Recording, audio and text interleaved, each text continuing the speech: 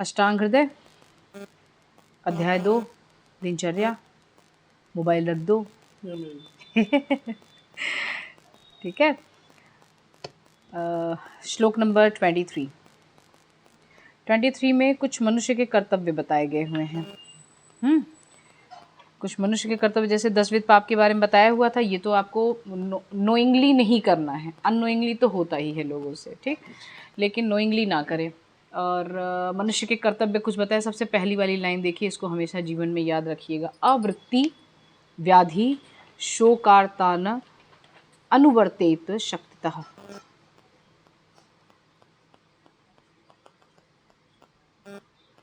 क्या समझे?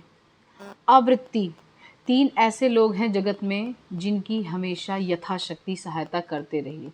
जो भिखारी वहाँ मिलते हैं ना, उनकी नहीं करनी है।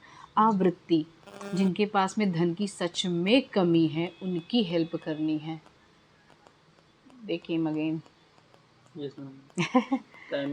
हाँ, लेक्चर सुनने आए।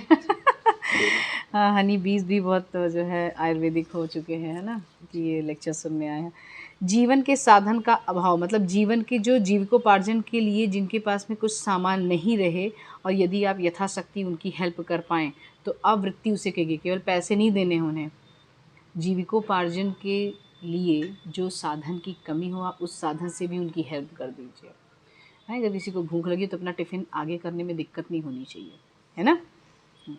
व्याधि व्याधि से जो व्याधित लोग होते हैं उनकी भी हेल्प करने में हमेशा आगे रहना चाहिए। जो जिनकी जो व्याधि से पीड़ित हों, उनके आसपास कोई नहीं हो तो भी उनकी हेल्प करना। शोक मतलब, शोक ऐसा कंडीशन है कि नॉर्मली लोग आ ही जाते हैं उनकी हेल्प करने के लिए। क्या हुआ, कोई दिक्कत, हमसे कोई प्रॉब्लम या किसी और से प्रॉब्लम, क्या दिक्कत है ना, ये चीज़ कहने तो आ ही जाते हैं। व्हाट हैपेंड, तुझे क्या हो गया? कुछ नहीं, बढ़िया पढ़ता। अच्छा, मुझे लगा तुम रो रहे हो। वही मैंने कहा, अचानक से मैंने ऐसा क्या कह दिया जो तुम रोने लगे? मोबाइल बंद करने के लिए कह दिया? इतनी दुखी? चलो हाँ, चला लो अगर रोना ही। की कॉल आ रही थी। अच्छा, चलो, उसको नहीं बता सकते हैं कि नहीं नहीं, बिल्कुल नहीं। इनसे पीड़ित व्यक्तियों की जो यथाशक्ति सहायता करते रहना चाहिए, ठीक है। 3 ही लोग, ध्यान रखना इस चीज़ का। नेक्स्ट श्लोक देखिए। आत्मवत् सततम पश्येत अपि कीट पिपीलिकम। ये जो छोटे छोटे जानवर नहीं होते, जैसे मधुमक्खी हुई है, तुमको काटने चले तो मार दो, ऐसा नहीं होना चाहिए। उनको हटा भी सकते हैं, लेकिन क्या है कि ह्यूमैनिटी नाम की चीज़ इनके पे हट जाती है। मधुमक्खी हुआ, कीट हुए, मतलब कीड़े मकोड़े हुए, या चींटियाँ हुई। चींटी को तो लोग तो बड़े आराम से ला देखे, मार के देखें कितना मज़ा आती है।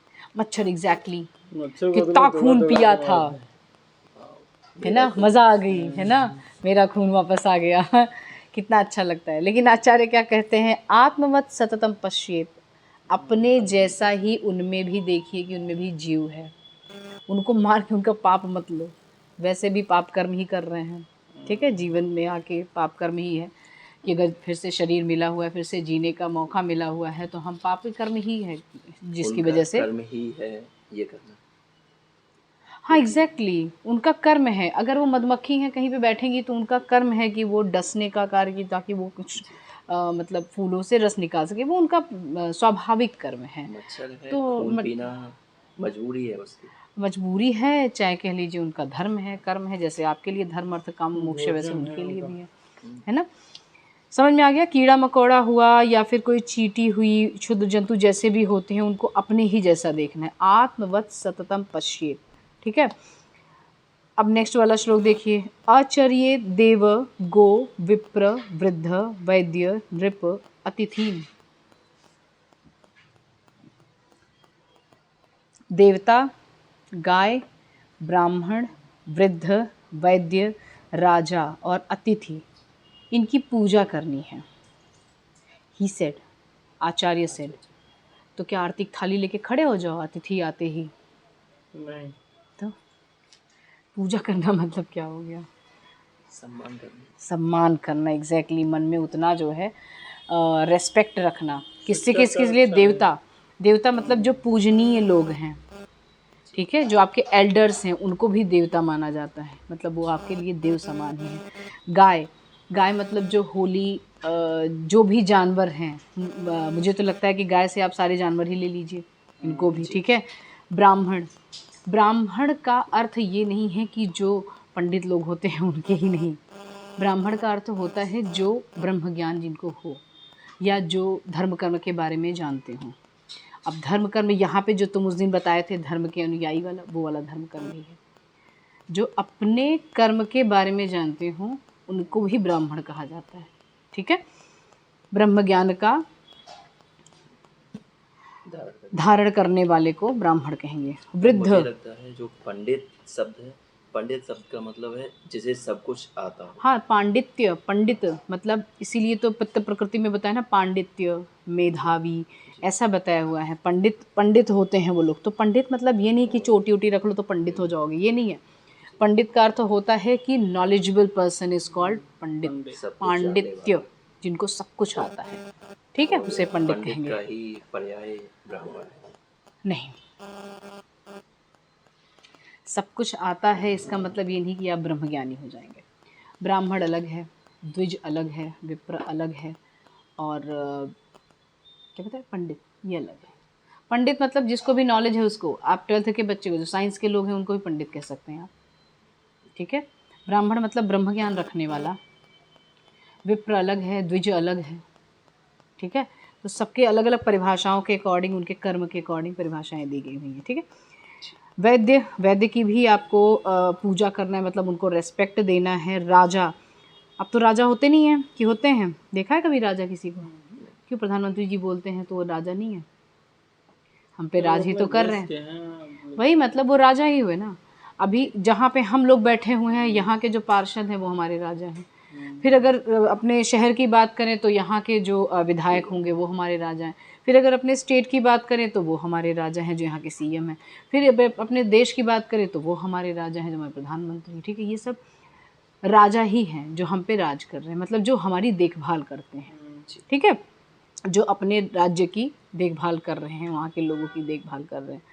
अतिथि, अतिथि मतलब होता है,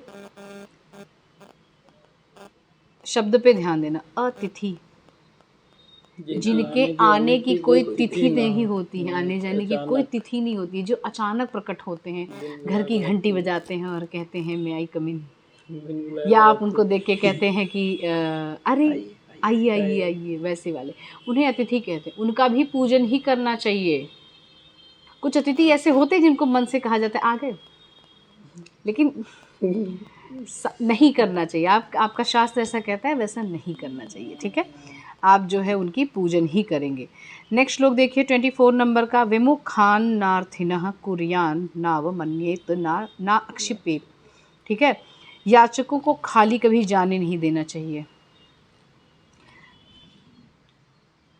अब कहोगे कि हजरतगंज अगर चौराहे पे अगर हम खड़े हो जाएं तो जितने भीख मांगने वाले आते हैं उस हिसाब से तो हम ही भिखारी हो जाएंगे, नेक्स्ट वाला कटोरा हमारा होना चाहिए, है ना। इतने भिखारी वहाँ आते हैं। याचकों को कभी, इनके अकॉर्डिंग अगर चला जाए तो याचकों को खाली नहीं जाने देना है, ये चीज़ें।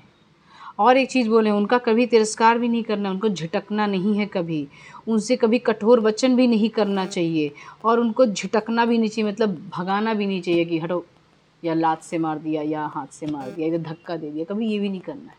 जो याचक हैं, ये जो भीख मांगते हैं सच में याचक हैं। इनके घर देखे हो, तुमसे बड़े बड़े घर होंगे, 7-8 बंगलो ये लोग रखे रहते हैं। मैम लेकिन ऐसे हमारे शास्त्रों में कुछ उल्लेख मिलते हैं, जैसे कर्ड था, कर्ड थे, कर्ड से कवच और कुंडल इंद्र ने मांग ली और इस वजह से कर्ड की मृत्यु हुई। बिल्कुल। हाँ, तो इसमें आप क्या कहना चाहेंगे? हम क्या कहेंगे कि ये छल तो कर्म से... है, तो छल का उन्होंने जो है उनको फल नहीं मिला छल का, जिसने छल किया था उसको फल मिला क्या? डेफिनेटली मिला ना। देखो कर्म कहीं जाते नहीं हैं, ठीक है। एट दैट टाइम उनको भी पता था कि वहाँ वो गलत कर रहे हैं, कर्ण से जो ले रहे हैं, महाभारत के कर्ण जो हैं जो उनसे ले रहे हैं, तो कवच और कुंडल जो मांग रहे हैं वो भी गलत है, ठीक है, मांग के ले गए क्योंकि उनकी मृत्यु निर्धारित करनी थी। तो इनडायरेक्टली वो तो धर्म था क्योंकि उनकी मृत्यु निर्धारण करनी थी। डायरेक्टली देखा जाए, जैसे आप पूछ रहे हैं कि वो सही था क्या, तो वो नहीं सही था, उस छल का उनको भुगतना भी पड़ा था। ठीक है, तो ये सारी चीज़ें जो है ना एक दूसरे से जुड़ी हुई हैं। जैसे यहाँ पे बोला गया तिरस्कार नहीं करना है, उनको झिटकना नहीं है, याचक आए तो उनको कुछ ज़रूर देना। इट डजेंट मीन कि आप उनको हमेशा पैसे ही देंगे या कुछ खाने की चीज़ देंगे। अगर वो नीडी हैं किसी और चीज़ के तो वो भी दे सकते हैं ना आप, यथा जरूरत। यथा शक्ति तथा भक्ति, वैसा टाइप का। और अगर कुछ नहीं दे पा रहे हो तो उनको ये नॉलेज ज़रूर दे दो कि ये आप गलत कर रहे हो। ये तो आप बता ही सकते हो। जी। जैसे कई यहाँ भिखारी जो औरतें होती हैं उनको ये तो कह सकते हो कि हाँ चलो हमारे घर पे ये काम कर, मैंने कई बार बोला हुआ है, चलो ये काम कर दो हमारे घर पे, पैसा ले जाओ। गए नहीं होंगे। नहीं गए जाते हैं, तो वो याचक थोड़ी हैं फिर वो। फिर मैं उसको याचक वाले से निकाल दिया ना मैंने, क्योंकि अगर हमने आपको एक मौका दिया, उन्होंने क्या कहा मुझे पैसे चाहिए, मुझे ज़रूरत है, तो ज़रूरत है तो उसके लिए फ्री में पैसे हम कैसे दे दें तुम्हें? या फिर आप कुछ कर्म कर रहे होते, हम आपको रोज़ एक ही जगह पे देख रहे हैं। This is not accepted if you have all your sense organ, कर्मेंद्रिय और ज्ञानेंद्रिय यदि आपकी प्रॉपर वे में है तो हमारा शास्त्र भी यही कहता है, और आप अर्थ नहीं कमा सकते हैं तो आप पशु के समान हैं। ये आपका शास्त्र भी यही कहता है। अगर आप हैंडीकैप्ड हैं तो बिना किसी डिमांड के आप उनको दे दो, कोई दिक्कत नहीं है। ठीक है, या उनको जो है अगर कोई चीज़ की ज़रूरत हो तो आप उनकी हेल्प कर दो। लेकिन यदि उनके पास में कर्मेंद्रिय भी हाथ पैर से सलामत हैं तो कुछ कर्म क्यों नहीं कर रहे हैं? क्या ज़रूरत है आगे किसी के याचक बनने की, है ना? आप उनको नॉलेज तो दे ही सकते हैं। छोटे छोटे बच्चे जो भीख मांगने के लिए आते हैं, आप उनको नहीं बोल सकते हैं कि चलो तुम्हारा स्कूल में एडमिशन करा दें, तुरंत भागते हैं। जी। 9-2-11 तुरंत। हमने कई बार ये ट्राई किया हुआ है। वहाँ बीबीडी के सामने कई बार चाय पीने अगर रुको तो वहाँ पे बहुत बच्चे आ जाते हैं। मैंने कहा रुको, फ़ोन किया है हमने, बस आ ही रही है स्कूल वाली तुम्हारी। 1 सेकंड में 10-12 बच्चे गायब, कौन सी गली में घुस गए। ठीक है, तो ये याचक में नहीं आएंगे। याचक सच में नीडी पर्सन है। हाँ exactly, this is the business for them. ठीक है, तो वो याचक नहीं है, ये सच में याचक हैं। जैसे स्टूडेंट आते हैं, कहते हैं कि मुझे ये चीज़ नहीं आती, मुझे ये चीज़ बताओ, जबकि हम क्लास में बताए रहते हैं, उसके बाद भी पूछने आते हैं। दिस टाइप ऑफ याचक आई कैन एक्सेप्ट, है ना? ये टाइप के याचक की कोई परिभाषा नहीं है कि वो हमेशा जो है या क्या नाम उसका, धन ही मांगने आएंगे। वो किसी भी चीज़ की डिमांड कर सकते हैं ना। अगर आपको नीडी लग रहे हैं तो दो। ठीक, शास्त्र यहाँ तक भी बताता है आपको। परोपकार, उपकार प्रधान स्यात् अपकार परे अपीयरो। ठीक है, अपकार करने वाले शत्रु के प्रति भी मुख्य रूप से उपकार करने वाला होना चाहिए। यदि जैसे आपने वो एग्जाम्पल दिया, मांगने आए थे कर्ण से, उनको पता था कि अगर कर्ण को ये पता था कवच कुंडल अगर गया तो मेरी मृत्यु डेफिनेटली होनी है। यहाँ वही चीज़ का एग्जाम्पल बता रहे हैं। अपकार करने वाले शत्रु के प्रति भी मुख्य रूप से उपकार करने वाला होना चाहिए। उनको पता था कि जो मांगने आया हुआ है उसको कोई काम नहीं है इसका, he is himself a God. सबको पता था उस समय। वो जब मांगने आए मतलब किसी के द्वारा मांगने आए हुए हैं, उनको इतना ये अंदेशा हो चुका था कि किसी और के द्वारा ये आए हुए हैं। इट मीन्स कि वो हमारा अपकार चाह रहा है। लेकिन सामने जो याचक था उसके ऊपर उपकार करने के लिए कि if you are asking for something I can give you, है ना? यहाँ पे वही चीज़ बताई हुई है। मक्खी से डर लगने लगा। अपकार करने वाले शत्रु के प्रति भी आप उपकार ही करते रहिए, कभी भी उनके प्रति गलत नहीं सोचना। जब तक आपको ये न लगे कि नहीं अब यहाँ पे हमारा ही नुकसान होने वाला है, या फिर मतलब कि नहीं किया तो चलेगा नहीं, तब तक। संपत्ति और विपत्ति में एक मन रहना चाहिए, और कारण में ईर्ष्या, उसके फल में ईर्ष्या ना करें। ये बहुत बड़ी चीज़ है।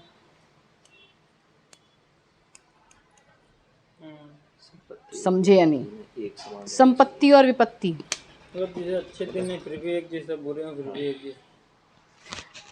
जैसे किसी दिन खुश हो गए तो आज चलो डांडिया कर लेते हैं, खुशी में बहुत ज़्यादा डांस वांस कर लेते हैं। और विपत्ति में दुख आए, भगवान मेरा ये क्या हो गया, मेरे साथ ये बुरा क्यों होता है। तो सुख वाले में क्यों नहीं आपने बोला कि भगवान मेरे साथ इतनी अच्छी अच्छी काम क्यों होते हैं, है ना। वहाँ भी तो ईश्वर को याद करो। वहाँ नहीं याद करेंगे, वहाँ दोस्तों के साथ में पार्टी में निकल जाएंगे जहाँ सुख वाली बात आई। विपत्ति में ईश्वर याद आ रहा है आपको। मतलब एक जगह पे अड़े रहना एक ही संपत्ति मतलब सुख, विपत्ति मतलब कि दुख, दोनों ही कंडीशन में आपको एक मन होना चाहिए। आपके चेहरे पे वो एक्सप्रेशन ना हो कि आप बहुत ज़्यादा अंदर से बहुत मज़े में हैं। आज के समय एक ही टाइप का पॉसिबल नहीं है। और ये इसका सबसे बड़ा एग्जाम्पल है जो भगवान राम जी थे, उनके भी साथ में थे। तो वो जो है मर्यादा पुरुषोत्तम एक तरह पे वो भी इसीलिए कहे जाते थे कि और साधु संत लोगों को देख लो, तन पे एक भी कपड़े नहीं रहते हैं फिर भी वो मस्त मौला रहते हैं, सदाबहार है, कोई दुख नहीं है। इसी को तो उस दिन मैंने बोला ना, मोक्ष परिभाषा सबके मोक्ष की अलग अलग है ना। मोक्ष से भी कह सकते हैं। मोक्ष तो सबसे मेन तो वही है। मोक्ष अगर कहोगे तो जैसे सांसारिक सुखों दुखों में कोई इंटरेस्ट नहीं है और फिर उसको ज़रूरत भी नहीं है उन्हें, है ना। रोटी कपड़ा मकान की अगर बात कर दी गई हुई है तो इट डजंट मीन कि रोटी में रोटी ही चाहिए या पराठा या पूड़ी ही चाहिए।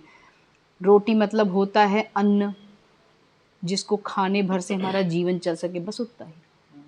कपड़ा मतलब वस्त्र, जिसको तन ढकने के लिए जितना ज़रूरत हो बस उतना ही। मकान मतलब रहने के लिए कोई भी जगह मिल जाए, ज़रूरी नहीं कि हमारे नाम की रजिस्ट्री हो, ठीक है। बस उसी में ही जो संतुष्टि प्राप्त कर लेता है वही है मोक्ष। लेकिन इतना कौन करेगा, है ना। वो आईफोन खरीदा तो हमारे पास क्यों नहीं है। आपके क्लास में ही होता है इतना, तो बिना लोभ के आप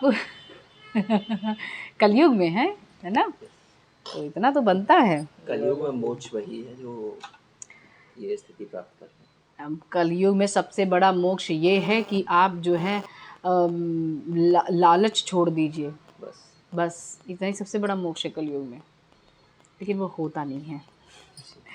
चलिए नेक्स्ट देखिए, काले हितम मितम ब्रूयात अभिसंवादी पेशलम, ठीक है। मनुष्य समय पर हितकारी, परिमित, सत्य और मधुर बोलना चाहिए। शास्त्र इतना आपका ब्यूटीफुल है आयुर्वेद की, आपको बोलने तक की भी तमीज़ सिखा रहा है, ऐसा समझिए आप। अगर उर्दू में बोलेंगे तो तमीज़ बोल देंगे तो फिर लगेगा कि लोग गलत शब्द यूज़ कर रहे हैं, लेकिन आपको शैली, भाषा शैली भी सिखाएगा कि हितकारी बोलना चाहिए, जो सामने वाले के लिए अच्छा हो वही इतना बोलिए। परिमित, दूसरों के लिए जो अच्छा है उतना ही, मतलब कम शब्दों में बात काम हो जाए उतना ही बोलिए, परिमित। सत्य बोलना है। अब सामने वाला अगर अच्छा नहीं है फिर भी आप झूठ पे झूठ बोले जा रहे हैं, तुम बहुत अच्छे हो, अरे तुमको क्या बताएं, तुम जो है एकदम हीरो जैसे दिखते हो, तुमसे बढ़िया कोई है ही नहीं, ये सत्य बोल बोल के उसको बटरिंग किए जा रहे हो। This is also not accepted. मधुर बोलना है, मीठा ही बोलना है, ठीक है। ये चारों चीज़ें जब मिल के बोली जाती हैं तब वो बोलना सफल होता है, ठीक है। यहाँ पे हम लोग स्टॉप करेंगे, बहुत ज़्यादा ही टाइम हो गया है, ठीक है। आप लोगों के घर जाना होगा, खाना बनाना होगा। चलो, थैंक यू।